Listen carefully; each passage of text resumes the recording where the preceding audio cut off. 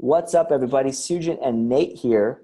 Today, we're going to talk about how to find your email addresses. And this is actually a three-part series for our Mailshake customers, inbox attack customers, on how to best find your prospect list, how to prune your list, and how to send personalized emails. So stay tuned for multiple videos. So without further ado, Nate, let's take it away. All right. Thanks for the intro there, Sujin. I'm Nate. I work in email marketing, have been for about a decade now, and we teach and help people with email for a living. You can find us at inboxattack.com or just about anywhere else, hopefully. Anyways, let's dive into this thing. So in the video today, we're going to dig into where to find email lists. And we're also going to show you 3 different approaches that we use ourselves and with our clients to find emails for cold email campaigns. So there's 4 different approaches here to getting cold email addresses for cold email campaigns. You could buy, rent, or lease them. And that's been common for I think ever since email has been around, people have been doing that. There's email scraping technology to scrape email addresses off of websites and directories and address book and inboxes. There's also ways to hustle up email addresses for cold emails. So that's something we'll look at as well. And finally, we'll look at opt-ins. Buying emails, don't do it. And this is not just a regulatory statement. When you're dealing with the bought or rented or leased lists, the quality is always questionable. And the people whose emails have been bought and sold over and over again tend to not check those email addresses anymore. Those email addresses effectively become burned. So from an effectiveness standpoint, it's bad, really bad. And from a regulatory standpoint with things like GDPR, which we'll visit here in a few minutes, and canned spam and all of the laws around it, it's really sketchy territory. It is the gray area. Have I bought email lists before? Yes. Have they worked? Sometimes, and then they've stopped working, and I've been blacklisted. I've been shut out of email platforms. I've been had lots of angry emails from people replying to campaigns that were pushed through those type of lists, and usually just had a really awful open rate. Seriously though, don't buy lists. If you'd asked me that question 5 to 10 years ago, I would have given you a different answer. 2018 forward, it's not worth it. The next tactic we'll look at is scraping emails. And this is done through a lot of technical magic. A platform recently introduced to me by Sujin actually is Voila Norbert. So how are you using this right now, Sujin?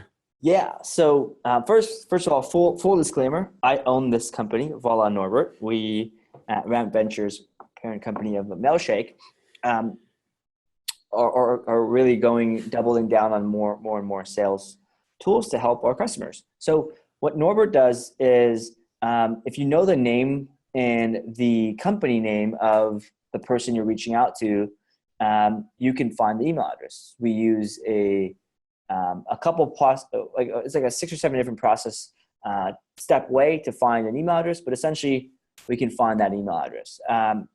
Now, there's lots of benefits of knowing the name and person. You can, let's say, you can do some scraping, and you can go and scrape. Let's say what I do often is, like, if I'm speaking at a conference or doing something, I will go and find I'll go find the people I want to reach out to, but I don't have their email addresses.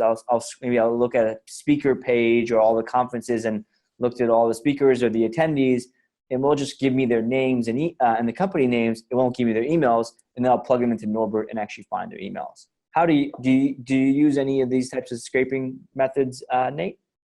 I mean, truthfully, I will hire that piece out, mainly because that first step you mentioned about getting kind of the source material is something that it could be a bit time consuming. In the big business space, I have manually scraped emails before, but it's an area that we're digging into more now specifically for small list size campaigns. So if we're sending out a campaign to 150 CFOs, we'll use a scraping tool to help fill that list to begin with, because they tend to be a pretty hard target. And Norbert is the one that we're using now. One of the things that you could do with Norbert, that the reason that I'm super excited about it, is everything seems to connect with Zapier now. And Zapier, if you don't know what it is like digital duct tape to connect different platforms together. And once you get a list queued up in Norbert, you can push it through Zapier, or just push it into a spreadsheet and move it into Mailshake to actually send that cold email.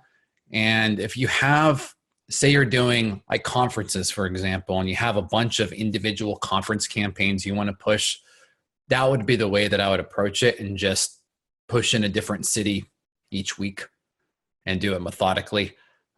So much of this game is about habits more than it is tactics. So, and speaking of habits, LinkedIn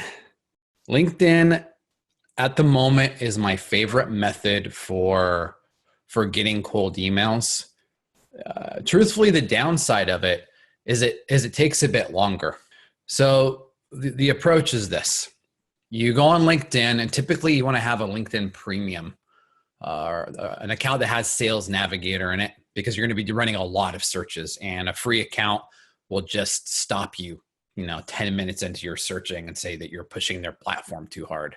We use a tool called DuckSoup, DuxSoup, to help send out personalized connection requests. These are not LinkedIn messages or in-mails. These are connection requests. So we pick a very narrow target, say a few hundred people that fit a certain geography, job title, company size, etc., and come up with a very human, non-salesy message. They eventually will accept the connection request, and typically we'll get 20 to 60% connection rate on that. We do that every week. And then after about 2 to 3 weeks, we'll pull down out of DuckSoup the list of the new connection requests. That is synced up to Zapier, which syncs up with Mailshake. So every week after that first month, we end up loading in new email addresses, because when someone accepts your link in a connection request, you get their email address.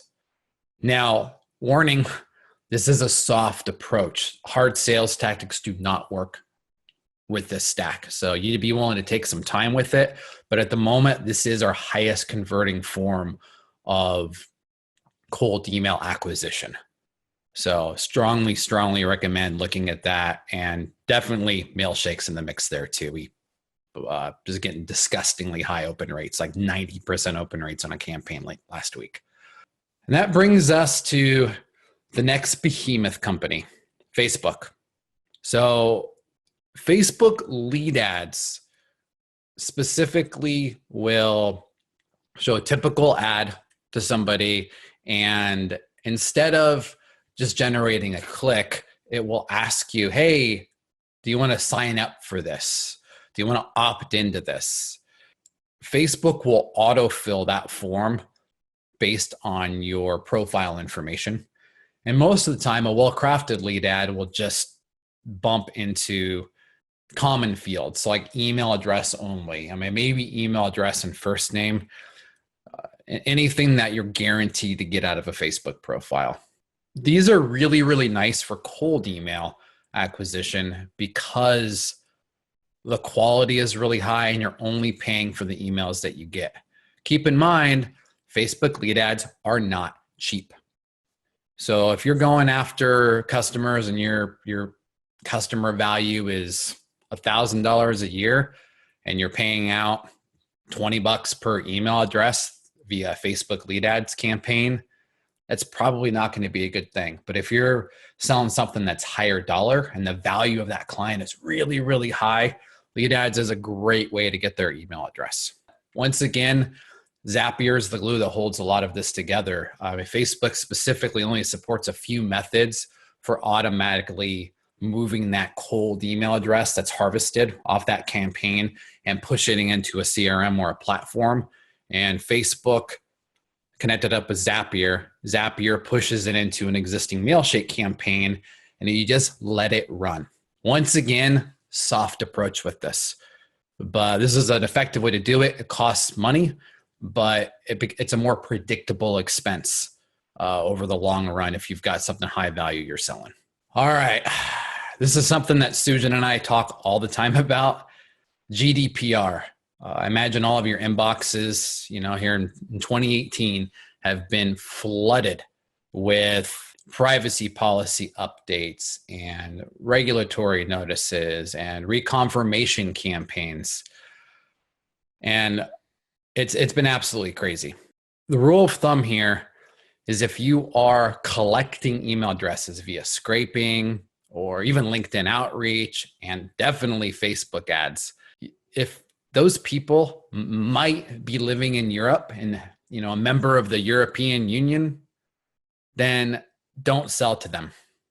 And when I say don't sell, really don't sell. Just interact with them. It's more of a long game, but to stay out of trouble, that's the best bet, is to avoid it. Either avoid it entirely if you just can't avoid selling in an email, or just keep it highly interactive and just build relationships. Sujan, on your end, go ahead.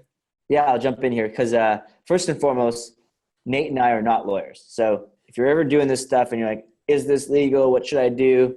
You got to go and talk to a lawyer. And when you go down that route, if you ever have to say, I got to talk to a lawyer about this, it's usually you shouldn't do it. That's my general rule of thumb. But you can do email in a GDPR world. Like Nate mentioned, you do not want to sell. In fact, it is illegal to sell in the first email. So that's the rule, right? So don't sell in the first email. Interact. You can engage by asking a question. You can ask them about a problem. You can share helpful content. You have to have the unsubscribe on there, that's for sure, but or have a way for people to unsubscribe. But the point is, if you're sending an email, send it from your personal email address. Send it from an active email address. Send it from and ask them a question. Get them talking to you, interacting, have a conversation. Once they respond, as long as it's not saying, stop emailing me, you can then sell them something. So this is people like, oh my God, this is going to change the world of what I do. Reality is you should be doing that generally anyways, because you'll get better results. Absolutely. Absolutely.